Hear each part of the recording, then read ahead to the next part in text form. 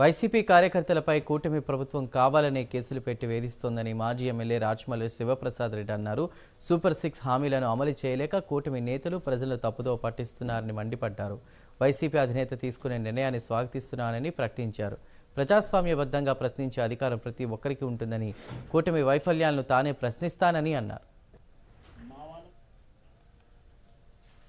వర్రా రవీందర్ రెడ్డినైతే పండుకోబెట్టి 2 కాళ్ళు ఇట్లా పంగ సీల్చి 2 కాళ్ళు, ఆ 2 కాళ్ళ మీద 2 కానిస్టేబుల్ను బూట్ కాళ్ళతో తొడల మీద ఎక్కి భయానికి గురి చేసేటట్టు 4 రోజులు కొట్టినారు. ఇంటూరు రవికిరణ్ కొట్టినారు. ఆడవాళ్ళను కృష్ణవేరని ఒక ఆయమ్మను కూడా ఫార్వర్డ్ చేస్తే సోషల్ మీడియాలో ఆయమ్మను స్టేషన్ పిలిపించినారు. హింస దేనికి హింస? ఆడవాళ్ల పట్ల అసభ్యకరమైన పోస్టింగులు పెట్టేందుకు అని చెప్పి పవన్ కళ్యాణ్, చంద్రబాబు నాయుడు హోమ్ మినిస్టర్ గారు చెప్తున్నారు. ఎవరు కాదన్నారు? మహిళల పట్ల అసభ్యకరమైనటువంటి పోస్టింగులు పెట్టినా, మహిళల పట్ల అసభ్యకరమైన ప్రవర్తిస్తే మొట్టమొదట వాళ్ళ నాలుక కొయ్యండి అని చెప్పేది రాయలసీమ బిడ్డలే. ఇది సత్యం. ఆ పార్టీ వాడైనా సరే మహిళల పట్ల అసభ్యకరంగా ప్రవర్తిస్తే చట్టపరమైన చర్యలు తీసుకోండి.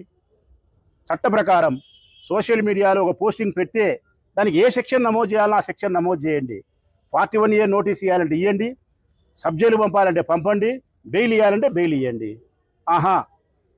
ఒక్క తెలుగుదేశం పార్టీ వాళ్ళు ఏమి చేసినా మినహాయించి, వైఎస్ఆర్ కాంగ్రెస్ పార్టీ వాళ్ళు ఏమి చేయకపోయినప్పటికీ చేసినట్టు కథ అల్లి చిత్రహింసలకు గురి చేసి ఒక సామాన్యమైన పౌరుణ్ణి అది పోలీస్ స్టేషన్లో తిప్పుతారా?